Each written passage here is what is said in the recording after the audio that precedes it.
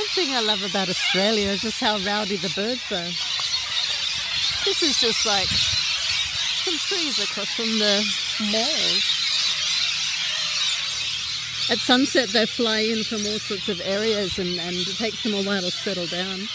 And that's when they're like really, really noisy. So, as you can tell, this is just suburbia. Not even out bush. There's one thing you might not know about Australians, and that is the only thing that they're really scared of is birds. Because these birds are okay, but a lot of birds in Australia actually attack you.